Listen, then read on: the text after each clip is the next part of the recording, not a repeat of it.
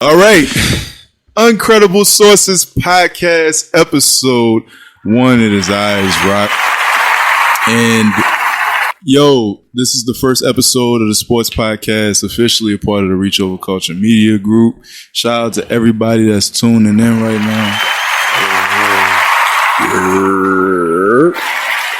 I got the usual, unusual suspects. Now, when we talk about sports, these are two gentlemen that I'm constantly on the line with when we talk about sports. Now, I'll be fair. Like, me as Rock is trying to expand a media group and create different types of content. This is actually like a dream come true of mine. I'm actually kind of wigging out at the fact that we're sitting here doing a sports podcast. No matter who listens from today until the next year from now and the next year from now, if you love reachoverculture, you're going to love this. You heard?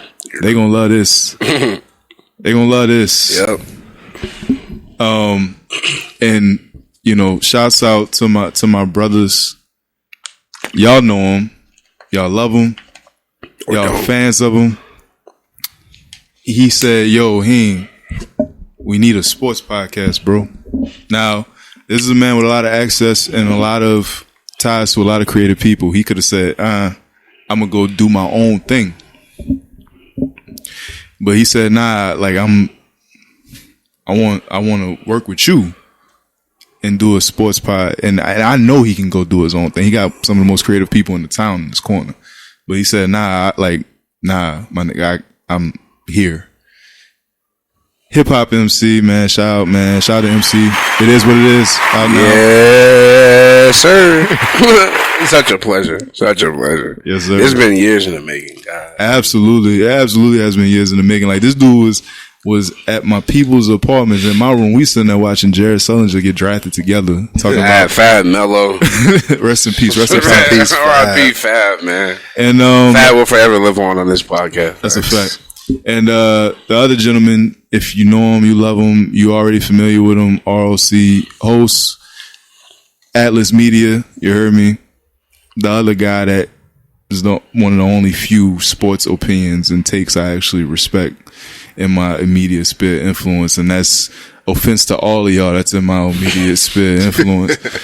Mr. Robert Royale, man, shout out to Robert Royale. Yes, sir. What's happening? And I want to make this clear.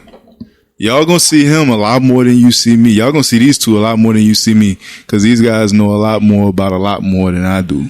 And you gotta leave the sports stuff to the people that's tapped in, that know what's going on. Like, when you hit certain subjects, I'm gonna be speaking out of emotion. They speak out of logic. They in a bag that I'm just not in. And so you're gonna see a lot of them on this platform. And again, I appreciate these two dudes, because you know, I mean, they really don't need me in this equation. They can really do this by themselves. So, you know, shout out to the Uncredible Sources podcast, because we are not credible sources. We just know what we know when we know what we know. All right. Jumping into it. NBA trade deadline just came and went. Oh, and also, if you're a fan of the reachoverculture podcast, and you love the content, and you love how we bring God into everything that we do, God is here. Right? Always. This can get uncensored. This can get dangerous. I'm just giving you a forewarning. Scary hours. It is. If your collar button to the top, then yeah, it's going. It may get a little scary.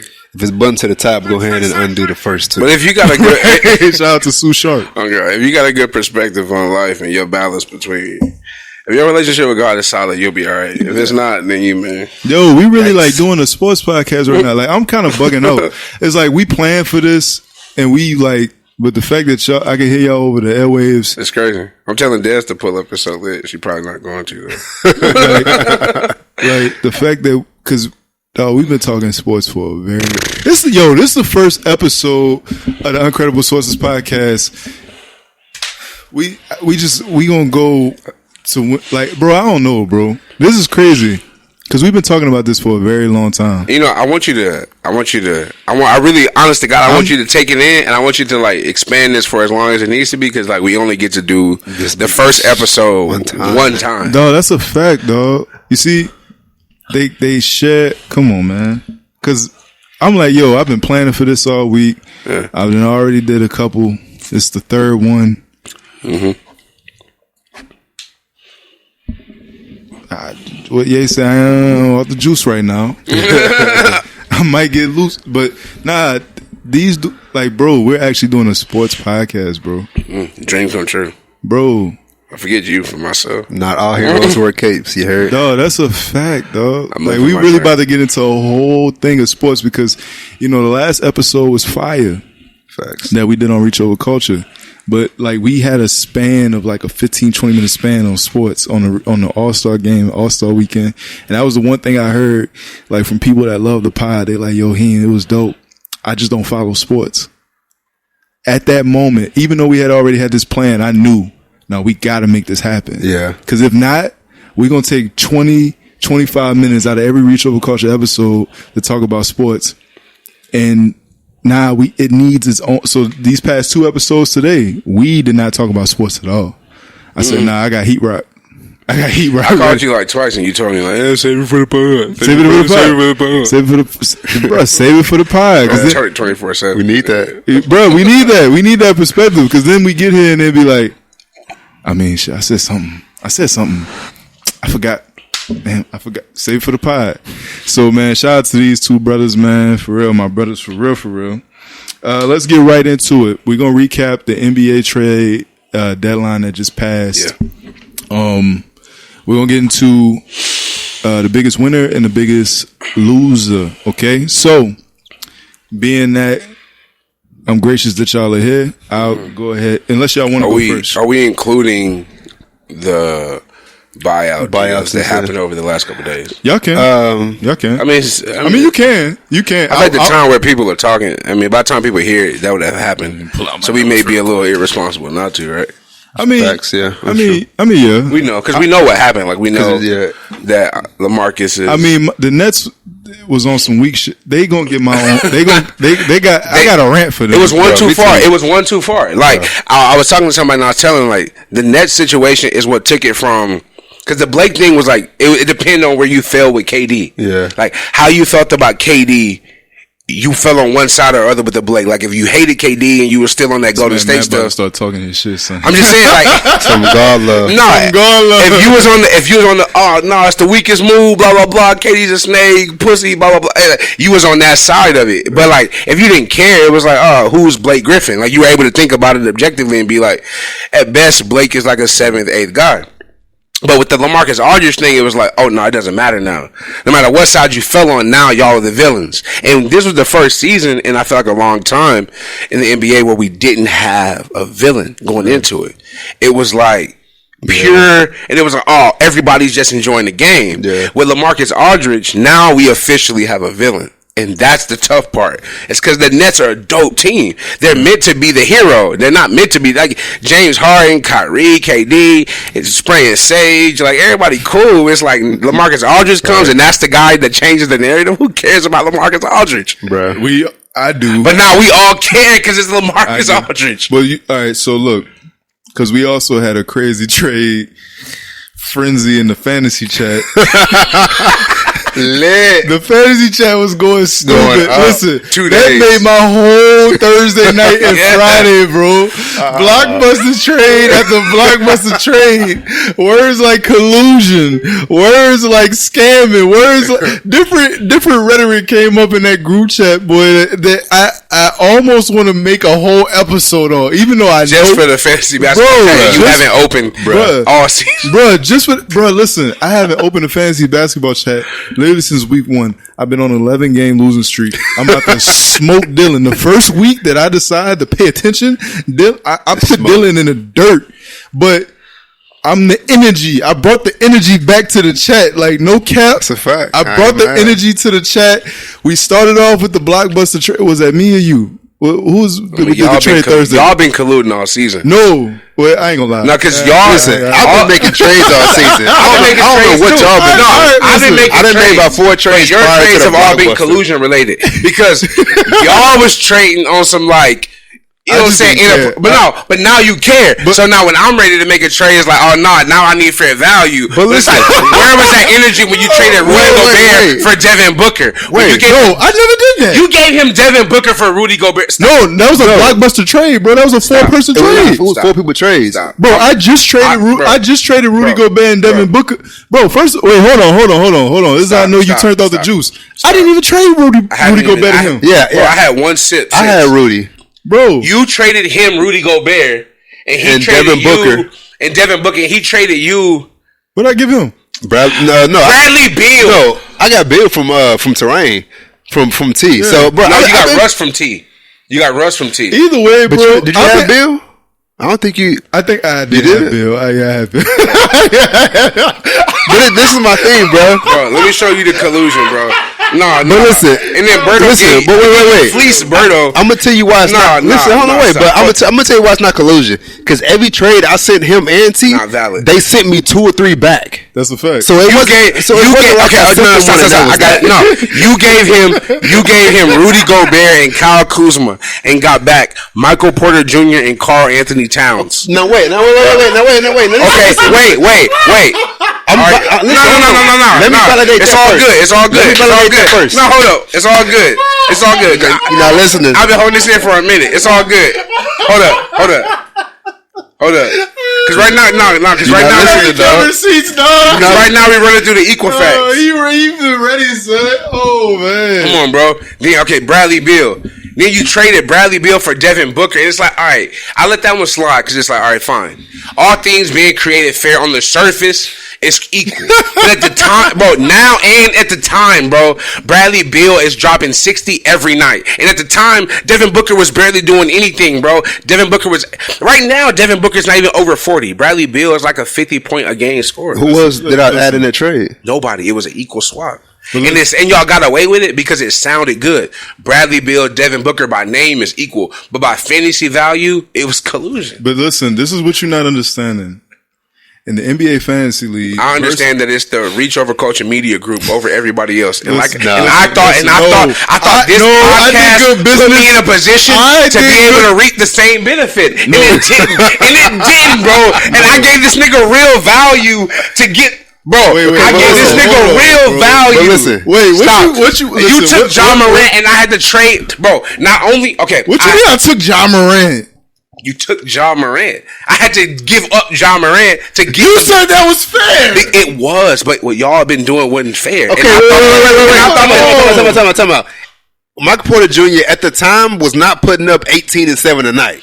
When I got him from Rock, he was struggling. He was putting up 14, 12 maybe. Like he wasn't balling like he is now. His name is Michael Porter Jr. Yes, but we're not going off names. Y'all got Aaron Gordon, right? Because you're a Nuggets fan. You're a Nuggets. No, stop. And guess what? He traded him right back to me. He gave him right back to me for Aaron Gordon. More collusion. It's not collusion.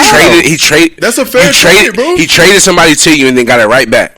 What does that sound like? No, it was a 4-per. In the fantasy football league, did we all not go against Berto and T? Listen, right. We're doing other things. Let's move forward because we're doing other things. Y'all gotta listen to this. Fuck on that. House business. Hold on. There's bigger powers at work. And I know I'm the new guy, so I'm getting hazed. One thing we're not gonna do is I'm not gonna let you trick these people into thinking it was a 4-person trade, bro. It wasn't just Rudy Gobert straight up for no Michael Porter Jr. As a matter of fact, I didn't even trade Rudy Gobert back to him. When he gave me, I had Aaron Gordon already for the past 5-6 weeks. Who hasn't been playing that good. He's been playing decent. We're talking about what happened earlier in the season. All right, early in the season. The collusion that was being put I ain't no snitch early in the season. And it is what it is, bro. I also have ill feelings against you because I almost traded Tourney for Russ, right? And it was after the Jokic trade, and I was like, man, Russ is gonna be a great pickup, and niggas is sleeping on Russ. But my Jokic, I have commissioners. I like that one. I have commissioners. I'm scarred. I have PS PSTD or whatever it's called as being a commissioner. Like as commissioner of football league for the last 5 or 6 years, everything is under a microscope. So it's like, yo, every deal I do is unfair. I couldn't wait to throw dirt on your name. I knew the moment he hit the chat and said it's watered down, I knew it from the jump. The second you pushed the trades, I was like, we got him. We fucking got him. You mother. I was like, we got him. I was like, yo, what as soon as I see that text, I was like, dog, Matt couldn't wait for that. I couldn't wait. You've been praying about downfall, bro. You've been praying to return smoke, so you've been waiting to return smoke. I've been waiting, bro. 21 minutes in is already the greatest sports podcast ever. But nah, really though, like I'm not going to claim collusion or not collusion, whatever. What I'm going to say is, listen, towards the end of the season, everybody has gotten a fair shake. The blockbuster trades that I've made have been of integrity. I've negotiated. I fought hard to get who I got right now. In the last week, only the last week. That's fair. That's fair. Okay. I'm about to start whooping ass in the next couple weeks too. Like, listen, like my team is looking crazy. He sent me like 2. Your team top heavy. He sent me 2 follow-up trades for Michael Porter, and I'm like, nah, because he's been putting up 18 and 7, What 20 you and want, 10 Michael Porter Jr.? It wasn't about Michael Porter. It was just about. It was about causing the most chaos you can cause. I told Dez before I predicted it, bro. I was like, look, this was gonna happen, right? No, bro, I swear to God, I broke bread with you too, so don't do that. Bro, do not do that, bro. This is not about breaking bread. This is about knowing my nigga. This is just about friendship. This is only about friendship. Come on, bro. I said, look, the trade deadline in the NBA is going on, right? I said, the trade deadline is going on. Everybody's buzzing. Everybody's going to be talking about it, right? So what I'm going to do is, because if you don't remember, I set it off. You took it to another level because you carry weight. And you've been absent for so long, so when Rock speaks, it carries volume. But I set it off. I was like, yo, I made deals. I put stuff out there and set off. Once you started getting active and actually asking for fair value, it confused everybody because we all watched the collusion. So when you jumped in with integrity, it threw everybody off. So, wait, he serious? So now we here with laptops, other phones. It's like, yo, so I knew it was. I said, watch this. Raheem is not here to participate. He's only here to disturb the natural order. Chaos. He's only here to cause chaos, and that's what's making me mad. It's because he's only here to cause chaos, and I've been here with integrity the whole season, trying to win, trying to keep it alive. And what made me even more mad, just to make me more bitter, is that it was like, yo, everybody was trying to check out, and here I was being the Medici family and being like, keeping the excitement going, poking niggas randomly all season, telling niggas to set their line all season, bro. And now that it's getting interested, and I kept niggas interested, this nigga gets all the credit, and everybody all weekend is like, shout out to Rock for making the league fun. And I'm like, y'all, man. No, what? Don't be a hater, son. I'm a hater, bro. I'm a hater, bro. No, but brother, were you not entertained? Listen, I told Dez, I was like, this is the best 2 days I've had in a long time. That's a fact, dog. I had a great day. That chat was litty.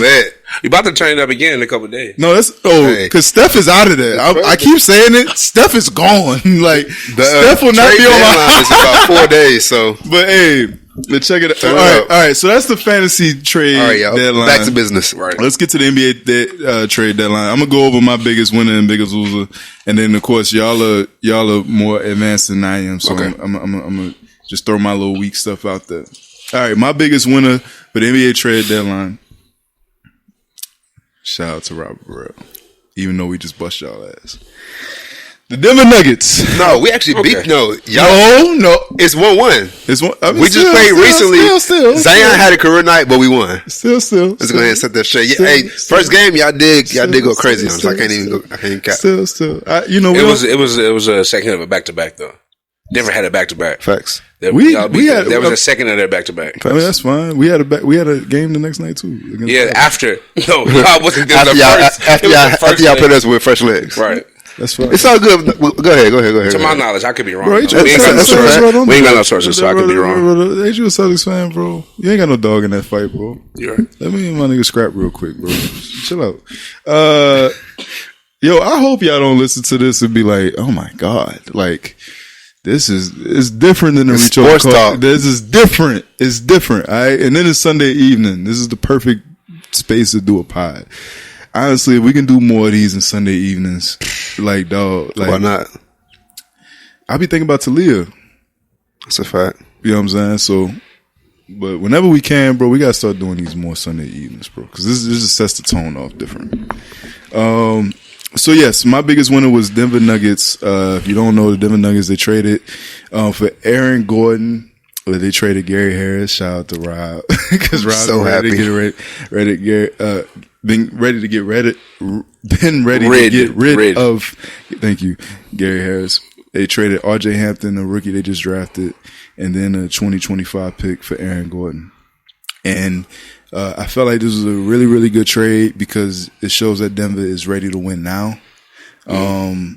Is there concern about Aaron Gordon and Michael Porter Jr. damn near trying to be the same player, being real top heavy?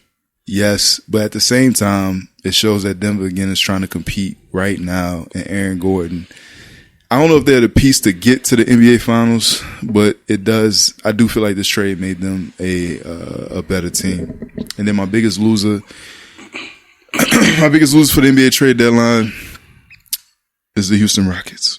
These are my biggest losers for the NBA trade deadline. All right, I just want to throw this out there. They traded James Harden and Russell Westbrook within the past 2 seasons. What they've gotten in return is John Wall. When everything breaks down, like they just traded Oladipo, so take Victor out of there. They got back John Wall, Kelly Olynyk, Avery Bradley, 5 first rounders, 5 pick swaps that most likely are not going to go their way. Yeah. They're currently 13 and 32. Jesus. Right? By the time this comes out, it's coming out, this week. They're going to be what? They'll still be 14th in the West. A complete 180 from where they've been for the last 3 or 4 or 5 seasons. So the biggest loser to me was the Houston Rockets, because they pretty much just giving up giving away a lot for a little bit of nothing, at least for the foreseeable future. Denver Nuggets is the biggest winner. Houston Rockets the biggest loser. MC, biggest winner, biggest loser from the NBA trade deadline. I like Denver. Let me ask you, because we just rocking. Were you upset as a Celtics fan that you did not get Aaron Gordon? No. Okay. That was the talk. I will tell you this, though. I was upset that he went to Denver. I was happy for Rob. Happy for Denver. Right. But it was like, when you have an opportunity at a player, it's frustrating when that player that you didn't get goes to a perfect situation. No matter how much you wanted him or didn't want him. Like, I told y'all, Aaron Gordon is not a perfect fit for my team. Like, if me as a Celtics fan, I'm looking for a 5. Okay. I'm looking for floor Miles Turner, ceiling Cat. Gotcha. You know what I'm saying? So I don't want an Aaron Gordon, but the fit makes sense because Gordon Hayward, he can fit that role and that help. But I don't want him to go somewhere where it's like, damn, well, that makes you can be there for 6 more years. Yeah. You know what I'm saying? So I think as Denver, it's like, man, that's exciting, but But no, I didn't want Aaron Gordon. I was more so interested in Vucevic. Okay. Shit, that's crazy. And I think Chicago is my winner. They won, yeah. So I give it to, because not only do I like Vooch, I like Nikola. I like the Nikola pickup. And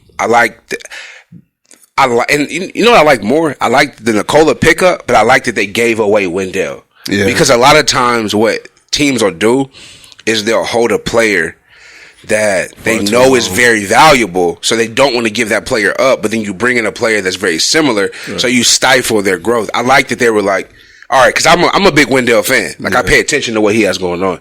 I like that they let him go. So we're going to be able to see him sink or swim on his own, and we don't have to live. I had shades on, bro. I'm kind of jealous. I'm going to have shades on for the next one. I need to take them off?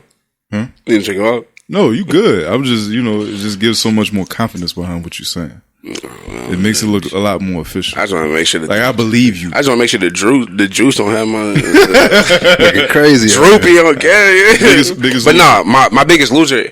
I think my biggest loser, Houston is the biggest loser. I don't care what you say. I want to go with Boston, right? I want to go with Boston because I'm very hypercritical. Mm-hmm. But you put me on edge having to go with Houston. I'm gonna go with Dallas. I'm gonna go with Dallas, and this is why I'm gonna go with Dallas. Okay. And if I'm not gonna go with Dallas, the only reason why I'm not going with Philly is because I feel like even if Philly got Kyle Lowry, the LaMarcus Aldridge thing cancels that out. Right. So they wouldn't have known at the time that Brooklyn was getting LaMarcus, but now that we know, we have hindsight. It's like, all right, you could have got Kyle Lowry, and I would have felt like, okay, maybe they could give them some run. But the LaMarcus Aldridge thing is like, oh yeah, okay, Yeah. you have somebody who can give you 27, 1 out of 7 games. No, and he's your 5th option. Forget that. But for me, I feel like I don't know, bro. I just feel like when it comes down to it, you need somebody that's going to be able to win you the basketball game whenever you're, because like you got Joel, right? So I'm gonna go with Philly. I'm gonna go with Philly because they're so close. And you have Joel and you have Ben, but you don't have anybody else that can keep the team together, but also score from anywhere on the floor. So I think Philly is the only team next to Milwaukee who has a chance to actually beat Brooklyn. And I don't think they made a move at the deadline to keep pace with Brooklyn. And even Milwaukee, bro. Because I think, I think Milwaukee can beat Brooklyn even with LaMarcus Aldridge if they're firing, you know what I'm saying, on all cylinders at the right time. I don't think even Philadelphia playing at their peak can beat Brooklyn 4 times in 7 tries. But you think Milwaukee can? Yeah. Even with LaMarcus Aldridge. That's wild. That just shows how much faith you have in them. I know. What the hell? Philly can't beat Brooklyn at full pace, but Milwaukee can. I think because you love a good underdog story, dog. No. It's like this, right?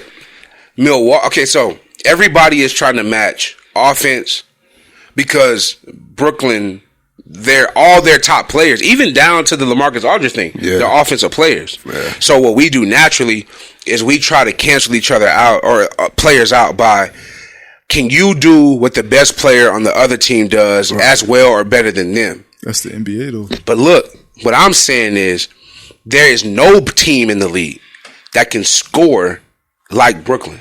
Yeah.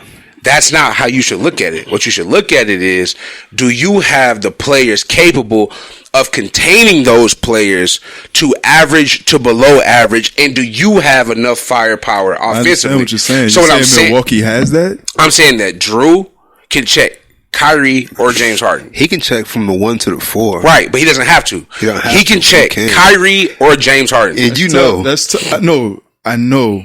I've also seen True get cooked though. Sure, but that's the NBA. Everybody's getting cooked by Kyrie or James Harden. It takes the right moment at the right time for you to get, like, all you gotta do is get cooked at the wrong moment. And what I'm saying is, shout out to True. I got love for True for what he did for the Pelicans. I've seen this nigga get cooked in the Pelicans. Well, I mean, just carrying them throughout the season to at least get them to the playoffs, bro. He's helped them get to the playoffs. But this is my point. This is what I'm about to get to. Okay. I've seen this nigga get cooked in the playoffs. Like, I've seen this nigga get torched in the playoffs. Was it about Portland? Bruh. Yeah, it was. Dame was cooking this man in the playoffs. And then even one year when we made it to the playoffs and we got against Golden State. Now, obviously, it's Golden State. Right. But Steph was putting this nigga in a blender. In the dirt. In the dirt. That was prime Steph. Prime, yeah. But that's what I'm saying, though. It's like, shout out to True. True is just like with Rondo. Rondo's not necessarily impressive during the season, but when he hit the playoff, so I'm saying when it matters, and this is me and MC's constant conversation, is when it matters most. I don't see any dogs on Milwaukee's side that makes me think that they got what it takes to get to the next level. I just don't. Outside of Giannis. Not one. Outside of Giannis. And even with Giannis. Nah. Miami gave us the blueprint on Giannis. Okay, but here's the problem with Toronto gave us the blueprint. This is my problem with the Miami thing, right, though?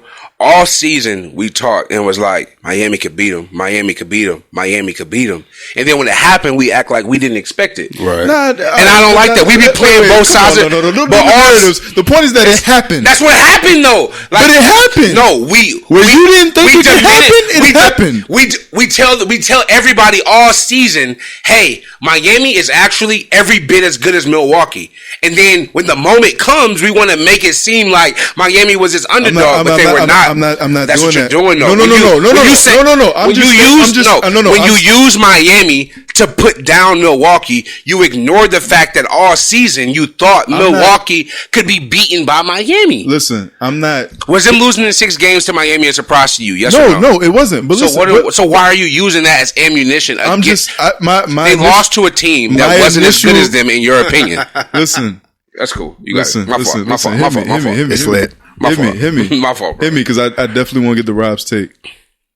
I'm not pointing to the media narrative about Miami and Milwaukee. My point is again, it's another example of when you need dogs in your court, you don't have them when it counts the most. Are you saying Giannis is not that, though? I'm saying Giannis is exposed that he can be beat. No matter how much of a dog. Anybody can be beat. LeBron's been beat. But I'm saying Giannis is a dog, yes, but Giannis has also shown that he can be taken out. It just is what it is. Anybody can be taken out. Jordan got taken out. Not that much, though. Okay. It holds leverage whenever there's chips involved. So I get it. Brian got chips. Jordan got chips. They've been taken out, but they shown that they can also Thank you, Ron. get past. So I get it. Eighth season. Right. I'm not saying he should have had a chip. Did not take Jordan 8th season? But no, but LeBron I'm not saying. And none of them had to play against what Giannis is playing against. With what he has worked. Jordan had to play worse. Yeah, don't do that. Yeah, Jordan had to play way worse. But listen, I get Jordan didn't have it as bad as Giannis. But that's a whole nother conversation. Jordan didn't have it as bad as Giannis. That's a whole nother conversation. The Knicks? That's. The Pistons. Don't cook him in the comments.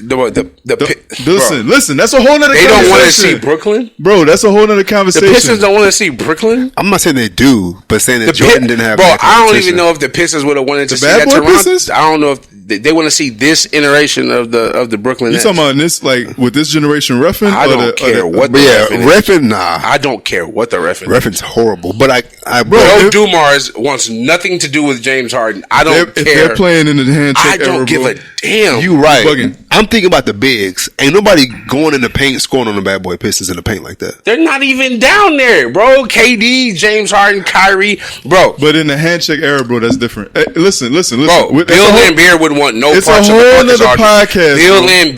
Bill Laimbeer would want no parts of a prime LaMarcus Aldridge. Yes, he would. I beg to differ. Yes, he would, because he can hold him from 94 feet.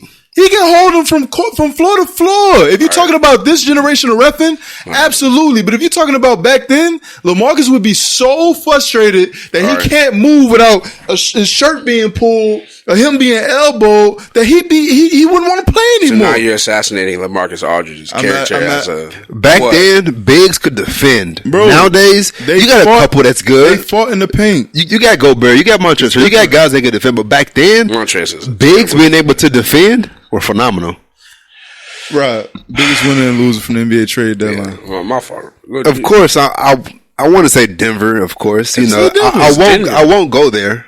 I'm gonna go ahead and switch it up just because. I said Chicago, so they're taking two. Just because, the whole Aaron Gordon, Michael Porter thing, I think is phenomenal because Michael Porter's a way better shooter, way more fluent shooter, and Aaron Gordon's a better defender. So they can play off one another, and whenever they try to expose Michael Porter, Gordon can swap out on whoever that is and hold his own. Just real quick, who's the better player?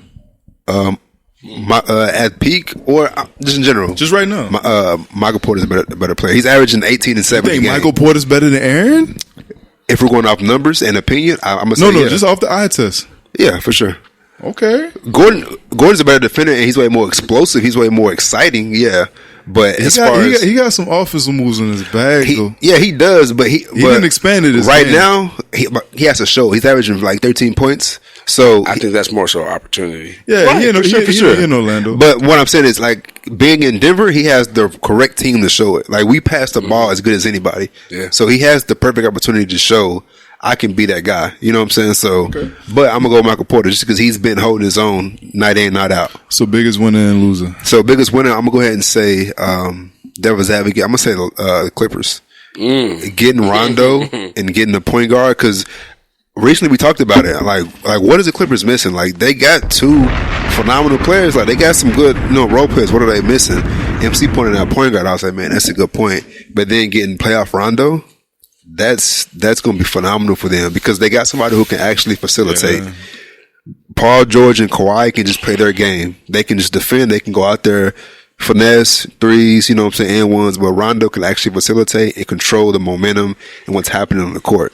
That's going to be huge for them come playoff time because against Denver, it's what they missed. They didn't have a point guard that can really, and that's why Jamal cooked them.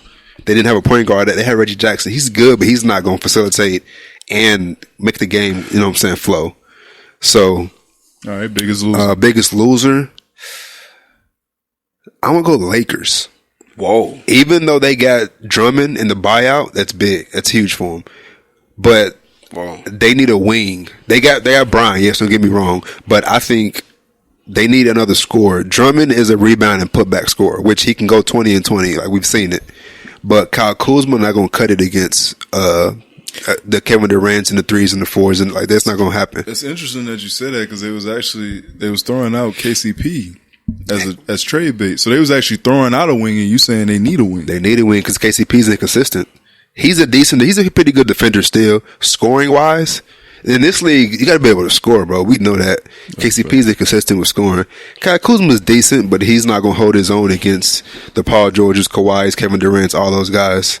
Even Michael Porter. Michael Porter's giving you 18 a game. Like he's not going to be able to, you know what I'm saying? But I think they needed a 3 or even another shooting guard because Dennis Schroeder, I like him. He's good. But I don't think he's the guy, your third player that you can rely on. So I'm gonna say LA. They got Drummond that can be very, very profitable for them. So that's what I'm gonna go ahead and say with biggest loser. But we'll see how it ends up turning out, man. Somebody else who I think Portland did great. Portland getting Norman Powell. Norman Powell. I think Portland's always been in this place where it's like they've always needed that 3. Like a prime Carmelo would be great for them. It was really gunning for Aaron Gordon. They was trying. That's why I put him on a losing list because they was shooting for Aaron Gordon. But to get Norman Powell, I think Norman Powell's solid because, and then you also got to think they haven't had Nurk. Yeah, he's back now. You know what I'm saying? So I think Portland getting Nurk, having CJ, having Dame, getting Norman. I think Norman Powell was a sneaky. Like if we want to talk about, so you have like winners, losers, and then like honorable mentions or slept on. Yeah, I think Portland is slept on. Yeah, I agree. Right. And I like that because with us blue and fantasy, like it shows you way more of what somebody's actually been doing. Like, you picked up Norman. Like I was single handedly. No, I ain't pick up Norman. You picked him up and traded him, did you not? No, I picked up OG. OG, that's what I was going for. OG, you picked up OG. So it shows I was trying to make that Birdo trade work. Somebody make that Birdo trade work. He was being tough. I was like, "Hey, look, man," because I was about to trade somebody, and I was like, "Bro, you already traded him." I was like, "Damn." Duncan Robinson. I was about to trade Duncan Robinson. He's like, "Bro, you already got rid." I was like, I saw OG in the trade. I was like, OG was a good. Bro, I was going for OG. I went my GM bag crazy, bro. I had to make that work. But the thing with Norman, like he's a very underrated defender. Like he can defend and he can score. So that's I'm not sure how well he'll be able to score with Dame and CJ being so dominant. They need a defensive I think it's bittersweet because Gary Trent was holding his own while CJ was out, but at the same time, he's a young guy. I get it. Did he get traded? Yeah, he did. Yeah, he was in that trade. It was like a 3-team trade. So see, man, it's like Norman Powell, cool. If I'm a Blazers fan, though, I'm hurt I ain't get Aaron Gordon. I didn't know they were that close, so I'd be hurt too. Blazers, Lakers. I bet Lakers, Blazers, Celtics, and Nuggets were like the top 3. Yeah, I'm so glad we didn't do that. But I heard we used money from the trade exception to get Evan Ford, and that made me mad. So, Rob, what's the next thing on the next topic? We got college basketball. March Madness has been no on the NBA joint. We on the NBA, we got another one. We got another one. Let me see. The next one we got your MVP. So who's your current leader? Of course, we got We got Jokic, we got Embiid, we got Bron. Giannis is Bro, always go ahead and in state there. yours. We already know yours. Go ahead and state yours. Listen, MVP. Rep for your dog. Most valuable player. I get winning matters. I get record matters and all that good stuff. Most valuable player. Who's the most valuable to their team? Jokic is the first in about 7 to 8 topics for Denver. Points. God's working in Jokic's favor. Points, assists, steals, like rebound, all that. He's like leading so many things. So you take Jokic out of Denver, or if he gets hurt, we're literally a bottom tier. Like we got good players still, but he like our flow, it goes through Jokic. He can pass coast to coast the whole 9. Honorable mention. If Embiid comes back healthy and just as good, I'm going Embiid. But I think Jokic is what the MVP means, most valuable player. Not include like record, like I said, record it matters. I get that. So, but still, like what he's doing in the big position, Embiid is phenomenal. But Jokic offensively is another level. Got you. He's doing everything that you want: passing, shooting, rebounding, the whole 9. So I'm gonna go ahead and go. And on top of that, Nikola Jokic. God is working in Jokic's favor. Listen, man. Injury here, injury there. Shout out to Brian. It's looking like, come on, man. Jokic is purpose chasing. But look, you want to go last? I'm gonna let you go last. I feel like you have a very strong retort. You got something on his chest. You got to get off. I feel that. Yeah, got something on his chest. I'm gonna go with James Bartholomew Harden. Okay, I'm gonna go with James Bartholomew Harden. Now, listen. I'm not mad at anybody that has Joker at the beginning of the race. At the end of the day, I looked at the numbers: 27, 11, 8, almost 9. Yeah, 8, 9 assists. With Denver looking the way they're looking, I ain't mad at Joker. Just to throw a monkey wrench in there, I'm gonna go with James Bartholomew Harden, and I wrote some notes down. Okay, because I was afraid of you guys coming here with stats, and I didn't have any. James Bartholomew Harden is averaging 25 points a game, 11 assists, 8 rebounds, about 4 turnovers. But hey, that's great compared to the 10 turnovers he's throwing a few years ago. They are 9-1. Oh, he's doing that, averaging 38 minutes a game. They are 9-1 in their last 10. Kyrie hasn't played. Oh no, KD hasn't played since February 13th. Yeah, Kyrie ain't been out and been playing since about 4 games. Yeah, Kyrie has only played 6 of the last 10. Brooklyn is 9-1 in the last 10. They're second in the East right now. James Harden is doing it all, bro. He just hit 44 the other night.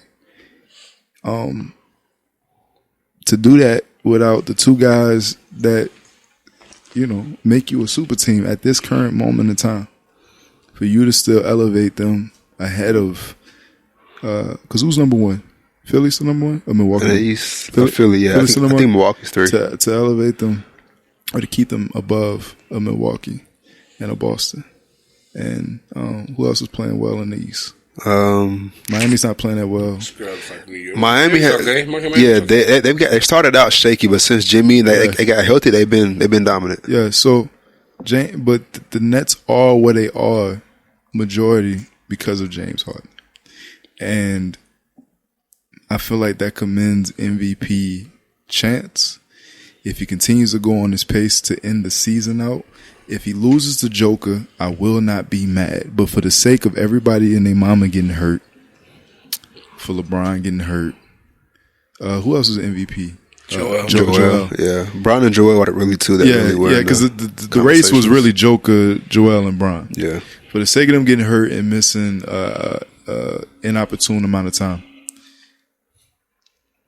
If Joker get it, if they keep on with this pace and Joker get it, I'm not going to be upset. But outside of Joker, James Harden gets my vote for the current MVP, NBA MVP. And I feel like he's got robbed out of a couple, so go Okay.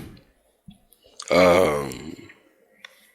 So you would probably be shocked, but to me, it's James. Oh no! Wait, no, it's very shocking. No, he argued me down for an hour, bro. Last weekend, a week and a half, 2 weekends ago, bro. Talking about ain't no James Harden. That was before Bron got hurt. Whenever I was at the crib and you said it, he was like, It wasn't Bro, time. he It wasn't called time. me It was the Joel. weekend after, bro. He called me the weekend after and was like, nah. Like, it's not James. Nah, I mean, injuries have... Because if it wasn't... Had LeBron not got hurt, it'd be Bron. And, I mean, we all know that. But, not only... And I'll just give it to you... All right, James is my MVP right now. My runner-up is Dame. And I'm going to spend more time talking about Dame because you said everything you could about James. And then I'll come back to James. I'll come back to James to say something about James to you that may blow your mind. But with Dame, I feel like people aren't given enough respect. Not even respect. No, he gets plenty of respect. I think Dame is approaching a place now where the line between overrated and underrated is starting to get blurry with him because you have half the people that are just now getting hip to Dame being like, oh, Dame is so underrated, but he's not really because most of the people who really know the game have been giving Dame respect for a long time. Yeah. So he's getting to a place where it's like, if Dame doesn't win something soon, he's going to become the next overrated superstar who shouldn't be, but it's only because we have to make sure nobody forgets about Dame. Right. But like, people forget like how good CJ is. Yeah, and he played without CJ. And been balling without CJ, and they're what, 4th, 5th? They're actually ahead of Denver, so they're 4th in the West. We're a game behind them in 5th. And he been playing most of the season without CJ. Question: Devil's advocate. Like I said earlier, Gary Trent was averaging young boy like 4th year in the league. He was averaging 20 a game since CJ has been out. Andrew Wiggins an average 23. That don't mean nothing. Like, you know what I'm saying? Like, it's not that those points don't mean nothing, but like, me and P was talking earlier, and we were having a conversation about demoralizing buckets. Yeah. And I think there's an intangible that comes into sports.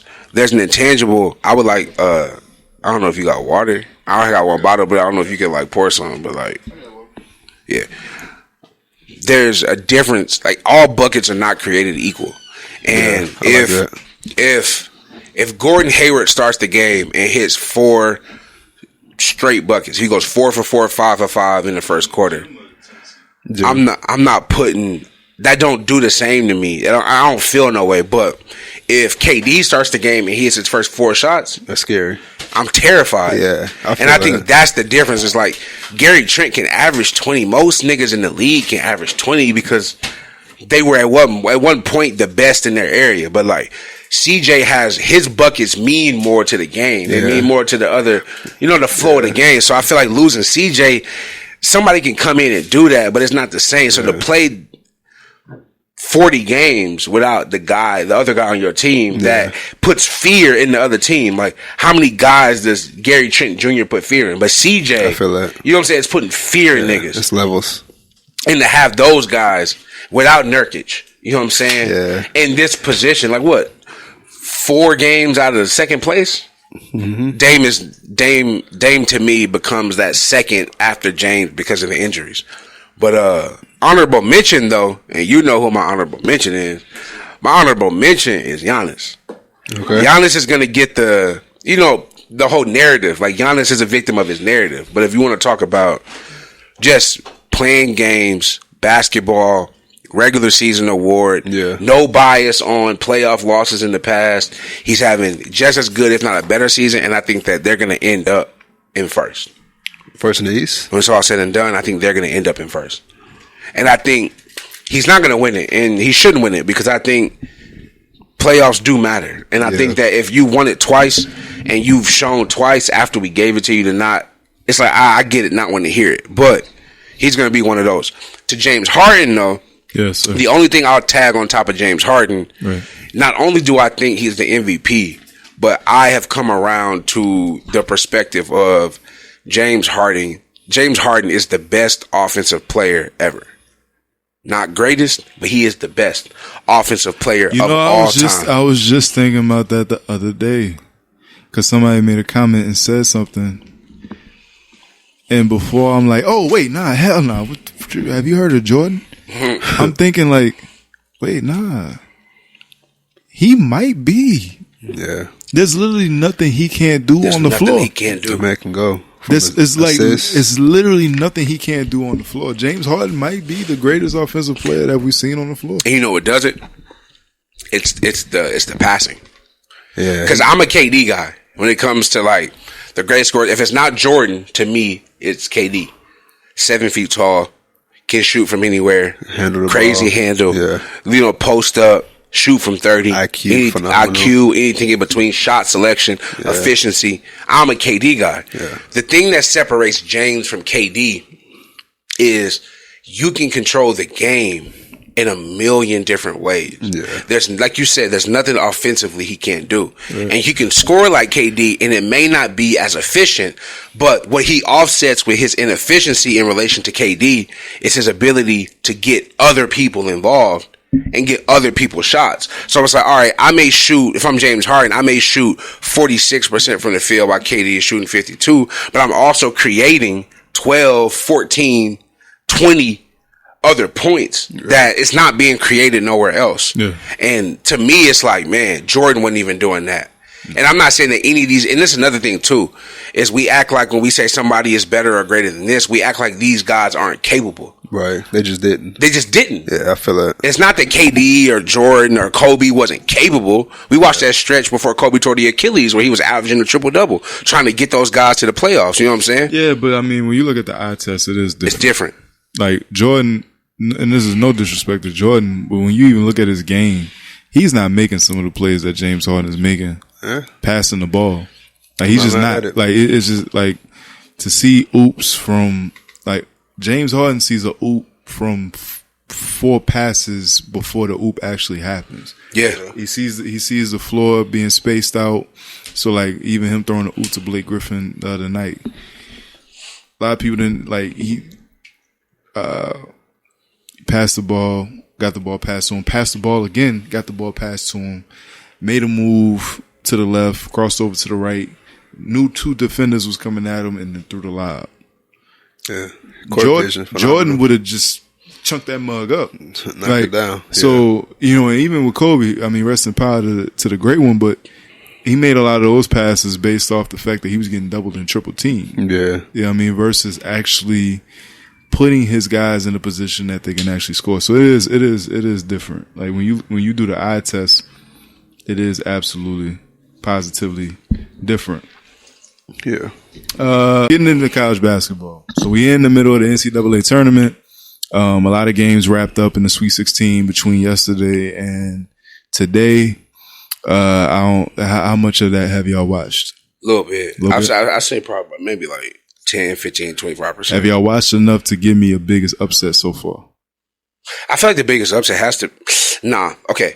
Publicly, ORU over Ohio State had to be. Yeah, that's my number one. But I feel like ORU didn't get enough credit going into it. Facts. Like I don't watch college basketball, as y'all know. Yeah. And I had ORU going to the Sweet 16. I mean, we was in the group chat. Yeah. I had ORU going to the Sweet 16, and I'm not a huge. So I feel like they were a bad 15 seed. Why did you have ORU going into the Sweet 16? You said prior to the tournament. Prior to the tournament. I mean, you saw the bet with Berto. So like, I was joking because I wasn't putting big money. I'm not going to put big money into winning the whole thing, but I was saying that like I have faith in them being able to win games. Why though? Had you watched the game, or was it just like the whole? I had seen them play. Discernment. I'm gonna put discernment number 1 because I don't watch a lot of college basketball. Yeah. But 2 is they had a guy on the team who I saw wouldn't get rattled and had the ability. You talking about Urbana? Right. And had the ability to go out and produce buckets at a high level. And then they had the rest of their team, none of them were freshmen. You had juniors, seniors, sophomores, and they had been, to me, not only were they well coached, but they didn't have...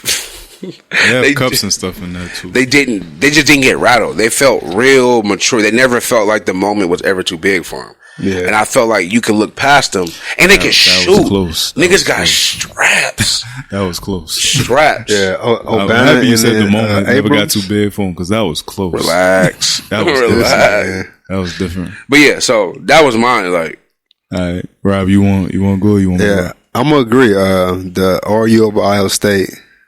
Only because like and the natural eye that wasn't expected. You know what I'm saying? Like Ohio State was pretty decent. Like they was a pretty solid team, but it's like ORU isn't known for sports. You know what I'm saying? They're known to be a Bible college. So the fact that they were able to compete at that level and upset and then like compete the way that they did, like they were playing phenomenal. Like, yeah, they won all of their games by like 2-3 points, but the way that they were playing, like they competed at a high level. So I'm gonna have to agree and say Ohio State loss was definitely the biggest upset, and that shook back college basketball and March Madness for sure. So Okay. That was advocate. I'm definitely not going with Oral Roberts. Because if you tapped into the Holy Spirit, you knew Oral Roberts was going to beat Ohio State. I swear to God. Had to. When he put that in the group chat, I was like, I don't know why. Because I actually watched Oral Roberts through their conference tournament. And they were hot. Yeah. And I'm like, I don't know why. I just feel like Oral Roberts is going to beat Ohio State. And I was not shocked when they beat Ohio State. Yeah. I just wasn't. At all. Bro, I just wasn't. Yeah, it felt perfect. Bro, even when they beat Florida, I was not shocked. Yeah. They should have beat Arkansas, but, you know. See what I'm saying? So now I'm not going to go Oral Roberts because if this is what being in the spirit if you weren't in the spirit, you weren't tapped in, you missed out. But if you was in the spirit, if you in the town, Oral Roberts is 2 minutes up the block. Man, you know it's crazy too. I was wondering, like, if when the town was gonna catch on, like, you know, when we was gonna start backing ORU, I was like, man, how many games does ORU have to win before it becomes a toss of college? Because nobody brings them up ever. Like, we take more credit for OSU. I'm about to get to that. Well, one, I'm gonna give my biggest upset. My biggest upset was actually Yola. Chicago defeating Illinois. Because I actually saw Illinois was nice this year. I heard. Really? They were super duper nice. And it's crazy because some of the biggest upsets, what's up? You hear knock or something? You good? Oh no, you're not in the camera. You good. Shout out to Dad. Shout out to DC. What's crazy is when you look at some of the biggest upsets, these big blue blood schools are losing to small schools in their own state. So like Texas lost to Abilene Christian. Abilene Christian, bro, is 30, 40 minutes away from Irving where we was living. All of Chicago, beat Illinois. Like, so I'm saying, so yeah, Illinois was nice. Illinois is nice. I can't ever pronounce this dude's name right. They got somebody that's going in the lottery, 6'5", light skinned guard, Osuno or something like that. Illinois was nice, and a lot of people had Illinois going to the Final Four. A lot of people had Illinois going to the Final Four. So for you're all in Chicago, who I had not seen at any point this year, for them to beat. And Ohio State, I actually got an opportunity to watch Ohio State a few times. They lost a couple of games they weren't supposed to lose this year. So that's why I wasn't as surprised. And then Oral Roberts, even when they won the tournament, they just were playing with a different level of confidence. Yeah. It's not fair. Jesus is with them. Yeah. They got praying hands in front of their campus. Big I got something to say to you. Every team got somebody there. I got something to say to you, Oral Roberts fans, that I've been seeing on Facebook. I've been seeing on Instagram.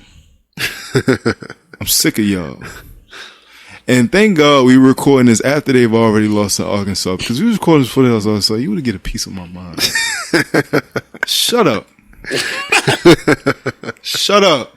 Because I didn't hear anything when Corey Bilberry was playing for Oral Roberts. Shout out my dog KB. You know what I'm saying? Hornet graduate. I didn't hear anything when Mikey Mangum was playing for Oral Roberts. Mikey!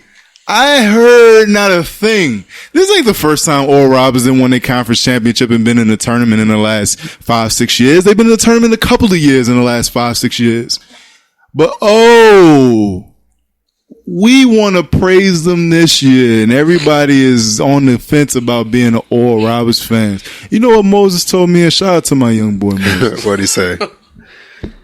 I asked Moses, what you doing this weekend, bro? He said, watching the Oral Roberts game. He said, man, I'm thinking about going to the watch party. It's a watch party. What is watch Does he go to Oral Roberts? No.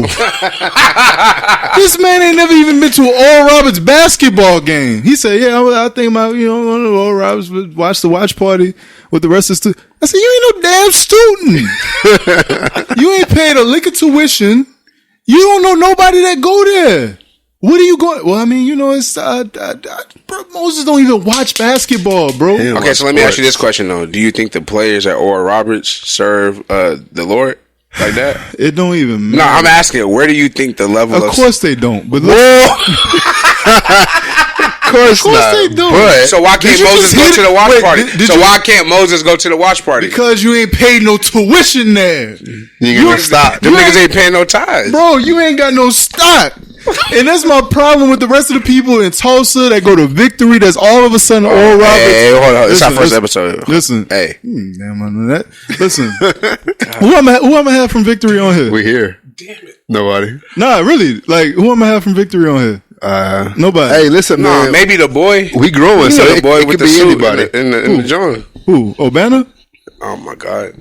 Obana? You said Victory, ain't that? All right, next. I'm saying. All right, I'm saying. Moving on. Moving forward. No. I'm not done with this ORU Closing rant. topic. I'm not doing because ORU. Listen, in all seriousness, ORU. I don't like the bandwagoning that took place with this ORU whole fandom. I feel like it wasn't Talent stock genuine. went up though. For sure. I mean, but did it though? All of us, can charge. You can charge another $1 for the subscription to the pod because ORU made it to the Sweet 16. I can't. Home of the Sweet 16 appearance. It would have meant or Roberts Golden Eagles, right? It would have meant more if TU. It would have meant more if TU made it for the town. Why? Oral Roberts is known as an international safe haven. See, niggas always shortchanging God. I'm not sure. When God's attached to it, it's watered down. But if TU went, I then didn't it's mention anything about God. I didn't mention anything about God. See, but I'm saying Oral Roberts is mostly comprised of people that's not from here, so they don't rep the town. And like TU's not. That's cool, but they still here though. TU basketball's not. They're not always recruiting from Texas. Always. But I'm talking about the student body. Where's Shotty from? I'm Right. talking about the student body as a whole. No, I'm talking about the student body as a whole. Right, where Mudo from? Right. Texas. The student body makes the right. The student body makes the fan base. Do we or do we not agree with that? More people pay attention to the fan base of a college sports team versus who actually comes from where. I'm not from Austin, and I'm a UT fan. But what I'm saying is most. I ain't never went there. I ain't never paid tuition. Most of Oral Roberts fan base. Chase never went there. Most of Oral Roberts fan base are not. But you from Texas? You from Houston, right? I'm not from Austin. But you from Houston, right? Yeah, but Houston is the Cougars. But I'm saying is most of Oral Roberts fan base don't come from Oklahoma. Why not? They come on, bro. I got an Oral Roberts shirt. That's cool though. I mean, what's wrong with that? No, what I'm saying is the fan base isn't the same, so the town support isn't the same because it's like a lot of them niggas don't go. They're not from here. Yeah, fuck listen, they're not from here, but it's still giving light to the town, regardless. You know what I'm saying? Because RU is prices went up. I ain't heard nothing about Tulsa. Town apparel prices. All I heard was Oral Roberts. I ain't heard nothing about going up. Taxes going up. Everything lit. Home of the Sweet 16. Oral Roberts University. That town T-shirt $35.74 now. Let's get it. Fair enough. It was just $19.99. Fair enough. It was just $19.99. I can see with that. Taxes.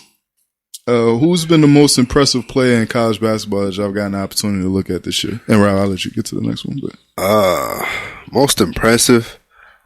I'm gonna have to go. What is it? Jalen Suggs? Is that Suggs? Yeah, from Gonzaga? Gonzaga, yeah. Freshman.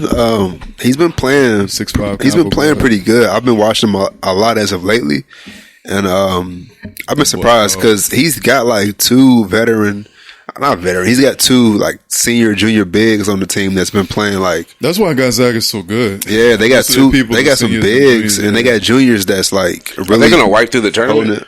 I think they have the possibility. Are they going to wash the tournament? I think so. I got them winning the tournament. Yeah, I think they can. But I don't know about washing, but I got them winning. Because I haven't, me, but I've been paying attention to Gonzaga because I heard, Gonzaga, nice. Yeah. And the day I turned on the game, it felt like the third game in a row, they up 20. Yeah. They're gonna like run through everybody. They played Creighton today. That's not really credible, but they are. It's Creighton more or less credible than us. Who's us? Oral Roberts? Us, the three of us. Oh, Nah, they less credible than us. For sure. They less credible than us. That's super uncredible. Then. Yeah. That's a fact. You don't know nobody from Creighton but Doug McDermott. Shout out He did go to Creighton. Yeah. I'm tapped in. Wow. You ain't even. Well, so Jalen Suggs. Yeah, I'm gonna go Suggs. Just the way he's able to blend in with that team, like you said, I think he's the only freshman that's starting and is getting a lot of games. So the way he's been able to play with these upperclassmen and mesh and blend like this well, I'm gonna have to say him. He's been playing. Like, he's definitely raised his stock because most should know, but he was a good quarterback. Like he played football too, and he was nice, but he went for basketball, and the way he's able to elevate his game and pushed him further as a point guard, that's pretty good. So I'm not mad at that. So I'm gonna go Jalen Suggs for sure. Jalen Suggs, yeah, and y'all. I mean, shout out to Rob because I mean I've been vouching for Jalen Suggs all year. That's a fact. So shout out to Jalen Suggs. I just his game is crazy, bro. He plays like a pro. He's got 6'5", 220, drive, shoot. He shows up in clutch moments. So shout out to Jay. I know everybody's talking about Cade Cunningham, but shout out to Jalen Suggs. You got one or you want me? All right. Cade. No, I was. You going Cade? No, yeah. You deuced on mine just now. I was about to say. I know all the lames like Cade, but now you want to go? Well, listen. I think I like Obama. Cade has been turning up this second half of the season, bro. Yeah. Cade has been going crazy. Where at the beginning of the season he couldn't close out games. Yeah. He been shutting niggas out this second half. You got to ask yourself how much. I hate questioning like motivation because we make it about the athlete, and sometimes I think it's about the circumstance. Yeah, just like it's okay for a college basketball player to not play to their highest potential because they're not motivated to play for free and put their career on the line. You know what I'm saying? That's and I think K had that until it started getting close to the offs, and it was like, okay, the Big 12 tournament's coming up. We gonna be able. It was that right? March Madness, we got a chance. I don't think it was that. I think he was still just trying to learn. I've watched damn near all the OSU's games this year. Mm-hmm. And him just trying to learn how to close out games versus him just not being motivated to close out games. I think that was it. Mm-hmm. Like when you talk about somebody like OJ Mayo was not. I remember OJ Mayo back in the day. I don't know if y'all remember OJ Mayo. Mm-hmm. He was not motivated to close games for USC. Like he would literally get to the end of games and act like he don't give a damn. So did DeMar DeRozan when he was at USC. Cade, the reason he's good at closing games at this point in the season is because he was learning and he was taking them shots and doing what he had to do. But Cade has actually like progressed into being a season closer versus just not caring at the beginning because he would be pissed when they lose because they were actually supposed to be a lot better and ranked a lot higher than what they actually are. And I think he knows that. And, for the sake of him going through the drama that he did before he even got to the season, I think he wanted to prove a point that this wasn't just because my brother works here or because they paid me X amount of money. Now I believe we can actually win here. So I think every time that they took a L, he himself, like he took that a little more harsh than people think because I think he actually came to Oklahoma State wanting to prove a point, especially because he got allegations against him prior to the season. But Cade Cunningham is your most impressive player this year. I like Cade. Yeah. The biggest thing I like about Cade is I like that he shoots the three. Yeah. Though he's not a great 3-point shooter yet. I think LaMelo had that. Like, I was very high on LaMelo. LaMelo gonna shoot. Yeah, and I was very high on LaMelo because it's like we're accelerating players all the time, so we want like high school kids to be professional, in the way that they handle themselves. And it's like, man, kids are gonna be kids. Like that's a real 15 is a real age. Like 15 is never gonna be 22, no matter how much you groom them to be mature. So I like that he went to Australia and was like, I'm firing, because I know when I get to the league, I'm not gonna be able to execute like this. You know what I'm saying? So let me take all the opportunity. I like that about Cade. Like he plays at his pace.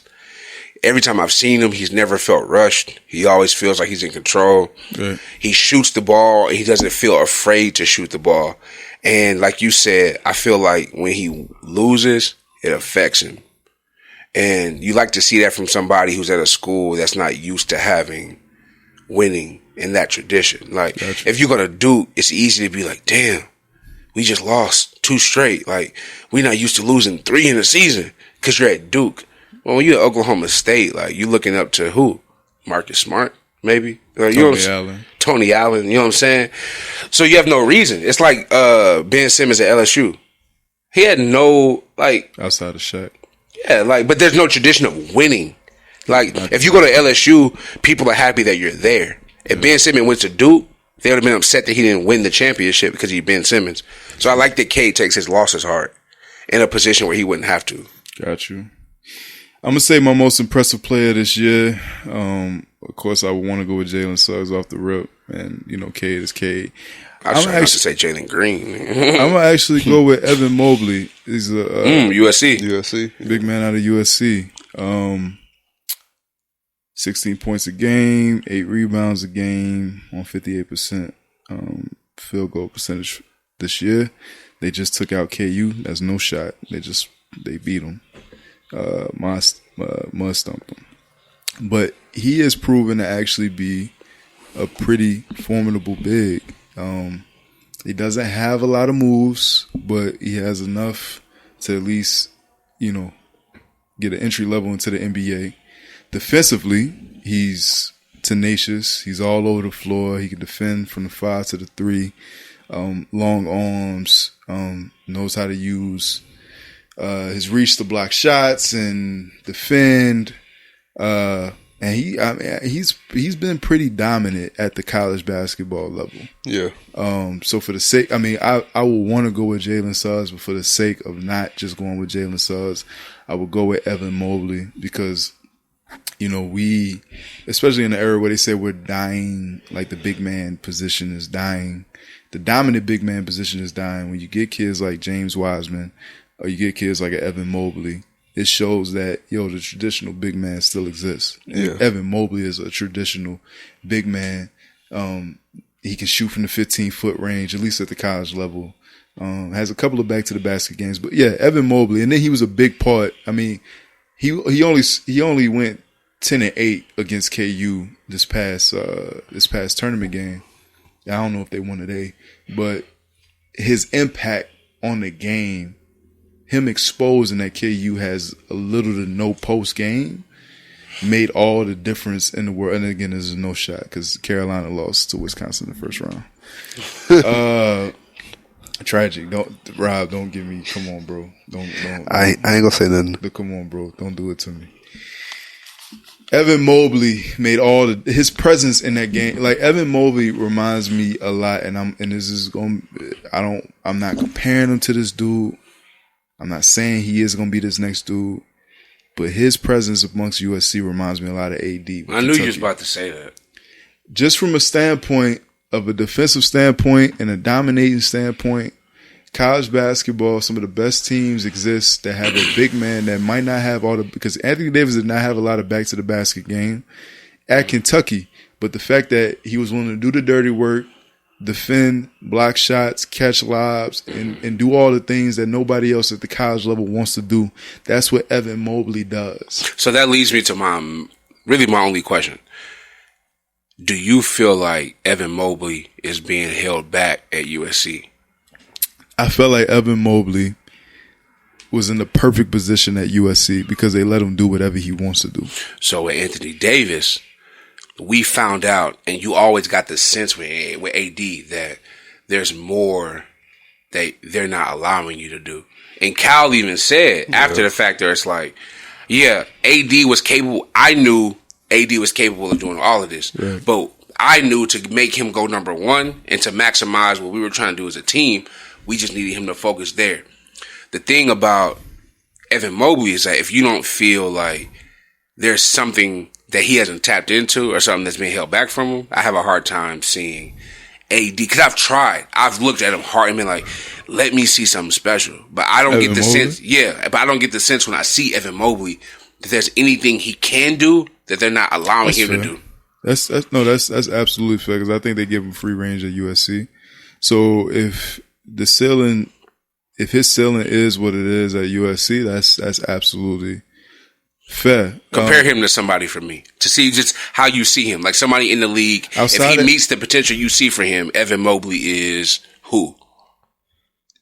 If he reached the potential, wow, that's a great question. If he reached the potential that he can be, right now, truthfully, honestly, young DeAndre Jordan. Okay.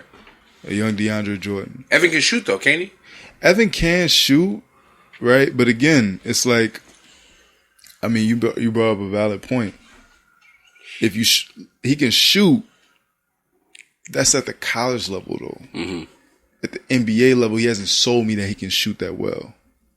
Like I don't know if he can shoot that well at the NBA level. Just like AD. AD came into the league not being able to shoot that well. But he also didn't have as many reps coming into the league to have the opportunity. No, that's fair. To get that down. Well, he didn't shoot that much in college. But yeah, no, and that's fair. That's where the comparison gets thrown off because Evan Mobley has definitely have more of a free range than Anthony Davis did, and so that leads me into my thing of I don't know because I know he gets this free range at USC. I don't know if he can shoot that well at the NBA level, even though he's shooting well at the college level. He's shooting. He's not even shooting well at the college. He's shooting decent.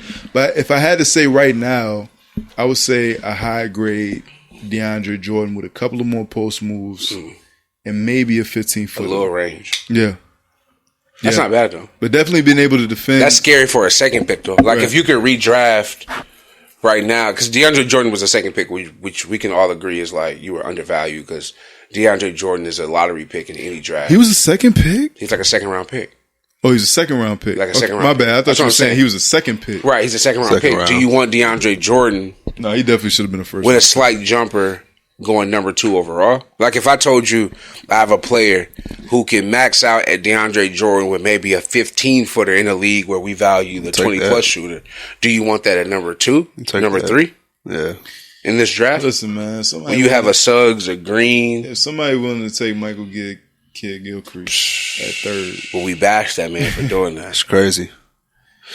So, 2 questions. Evan Mobley, is his dad Coutinho? Or is his last name just the same? Okay. Mobley. Second, they're currently winning right now to Oregon. You said you're not sure if they won. They're winning. He's got 4 points, 4 assists, 4 rebounds, and 2 blocks. It's great that they're winning. Right now? Right now, yeah, they're playing Oregon. So right now they're up by they're about 12 right now to Oregon. Where are they in the game? It's still the first half. They got like 4 minutes left first half, so they got a whole half left. He makes his presence just makes a difference. You think he's a plus minus guy? Replacement player type guy. Yeah, he absolutely is a plus minus guy. Just the ability to affect each stat is good. Points, rebounds, assists, blocks. Like I think that's pretty good going into the league. I struggle when it comes to drafting, and this isn't any sport. Yeah, I struggle with the reality of it's like when you're coming into the league, we want stars. We want every draft pick to be boom. Right, immediately right. But when you revisit it, it's like, man, would I have taken Marcus Smart sooner in the draft because of, or what, you take Gordon Hayward earlier. Paul George was 12? You take him way earlier. Marcus Smart was pretty high though. Yeah, he was like 6. He was 6. But in that draft, I can only remember Joel, Jaleel, Victor, and Anthony, and Andrew. Victor was in there too. No, Victor was. Victor was the year before. Yeah. No, Jabari was in there. It was Jabari, Joel, and Andrew, and Jaleel, and Jaleel Okafor. No, Jaleel was before that. Jaleel was before or after that. So it was Joel, and Andrew Wiggins, and Jabari Parker. Jabari Parker. Yeah. Who was 4th?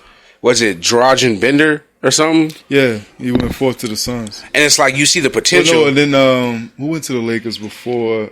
Because Marcus and Julius Randle. Julius Randle, yeah. And you look at somebody like Marcus and say, man, Marcus is a guard, so we want our guards to score. Yeah. So Marcus was never going to average 20 and 8 in a season. So you don't want Marcus.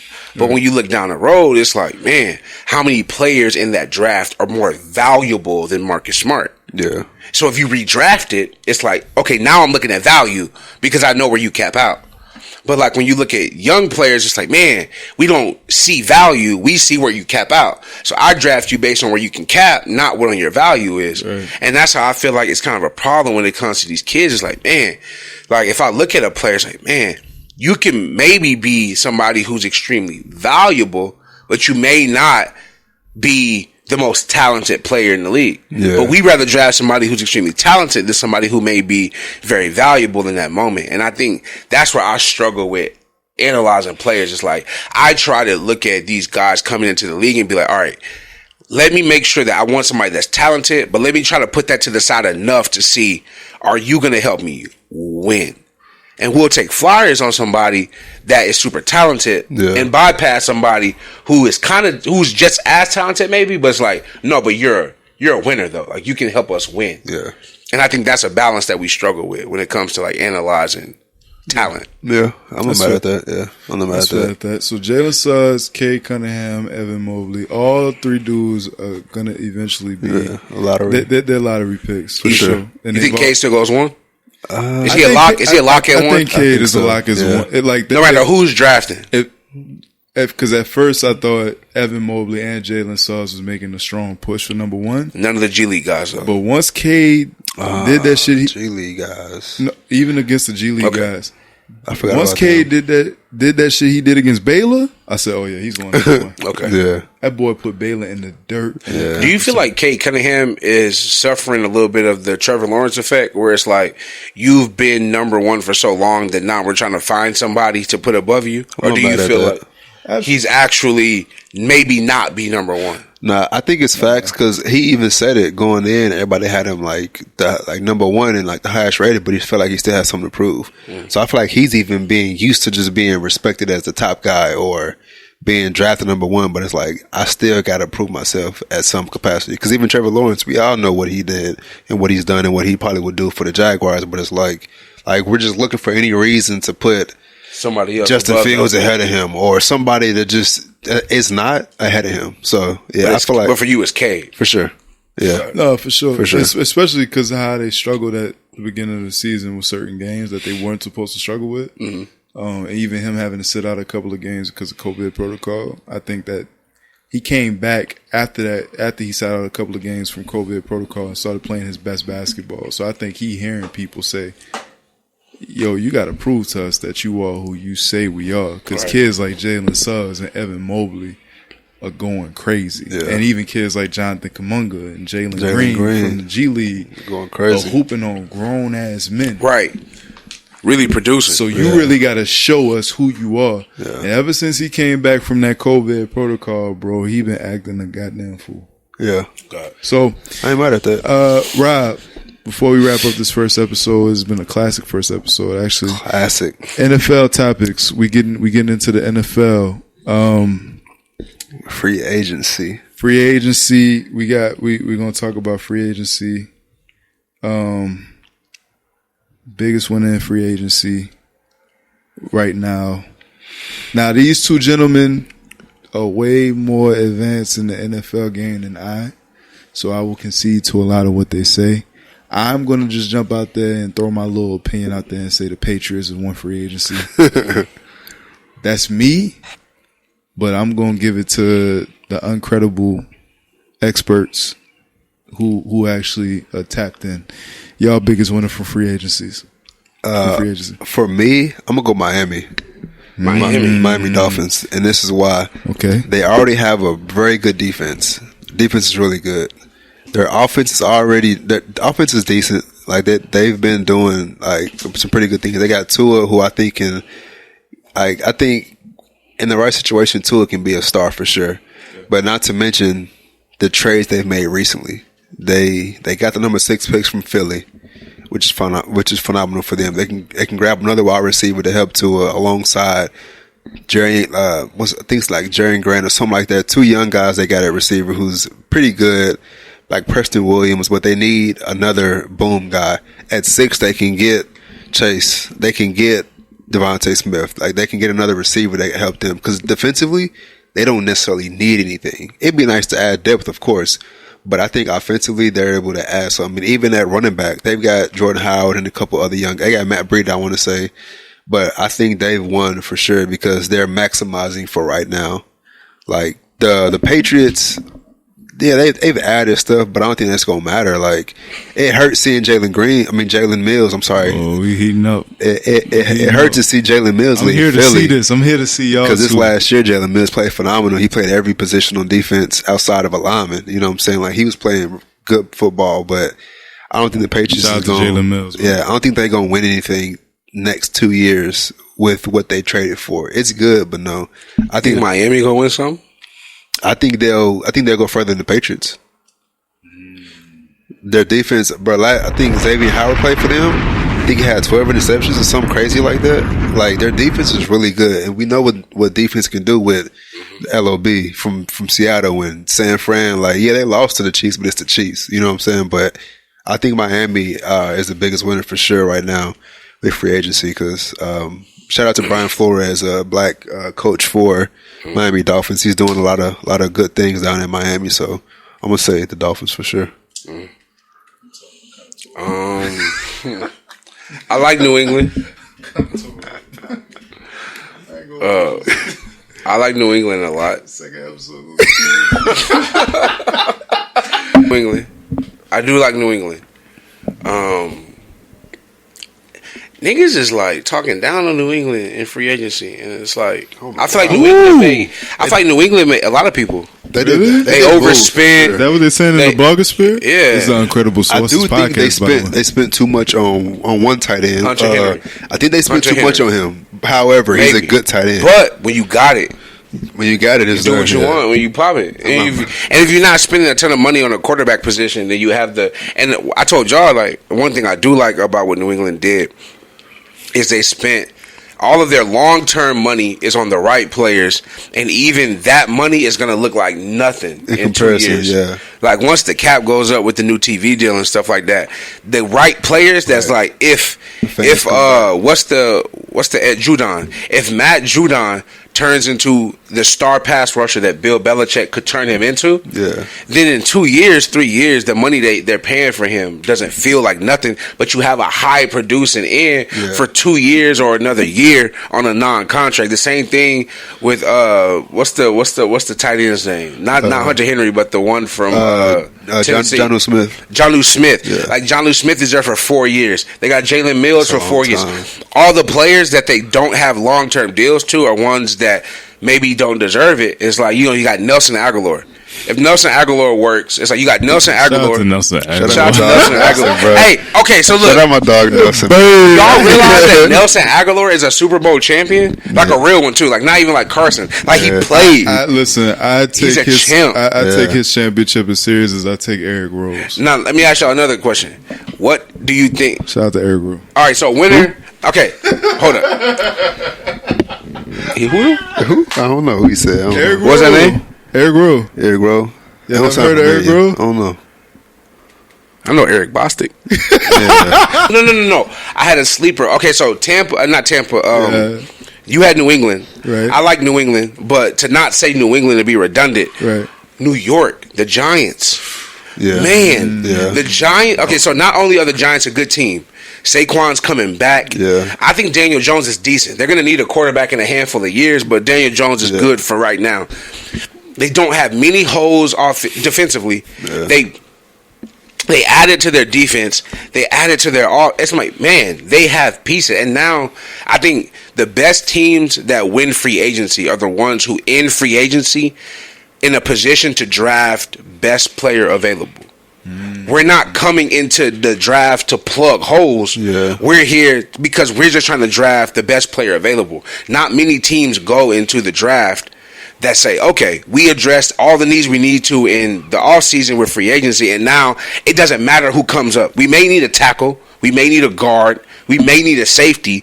But if the best player available is a wide receiver, we can say, I can take that player and not lose sleep because there was a safety that we really needed, but we passed on, you know what I'm saying, on some CD Lamb type energy. Like, the Cowboys needed so many other things, but they weren't in the position to draft a wide receiver. But what they did was draft the best player available, which is great, but they weren't in the position to do that. And that's most teams. Few teams walk into the draft like the Giants. It's like, we could take a tackle, and a tackle that we could draft is going to be available if we want them, but if we don't, what are we really losing right now? Yeah.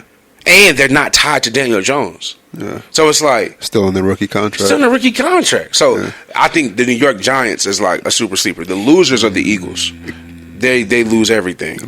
But The Eagles are before we go losers. Eagles, can we agree they overpaid Adoree Jackson, the Giants? No. $13 million a year. Talk to him. Talk to that They're man. not, because they're not paying Daniel Jones. Yeah, When you're not paying a quarterback I'm not mad at $30 million plus, I'm not mad. I can pay $13 million for a cornerback that may be worth $9 because my quarterback is only 7. making. You're right though. All right, You know what I'm saying? that's- Like, if there's a time to quote unquote overpay, and you're in the division, that's winnable. And even with receiver, they're only paying now Kenny Galladay. Before then, they wanted to pay Sterling Shepard wasn't making. You know what I'm saying? Much of nothing. But You still got Evan Ingram. Still got Evan Ingram. Dangerous, bro. If I'm talking to Brady Daniel about Jones that. can hold on to the football and just throw yeah, that. and that O-line can protect them. That's it. They can. Bro, they can win the division. They're not championship, but they can win the division, and everything starts with winning the division. I don't know if they can beat the Redskins. The Washington football team. Stop. Pardon me. Yes, they can. Their defense is good. The Washington bro. football team has a defense, right? But the Terry McLaurin is So the nice. Giants' defense is not. So if Washington's defense is his bag now. it's an 8 or a 9.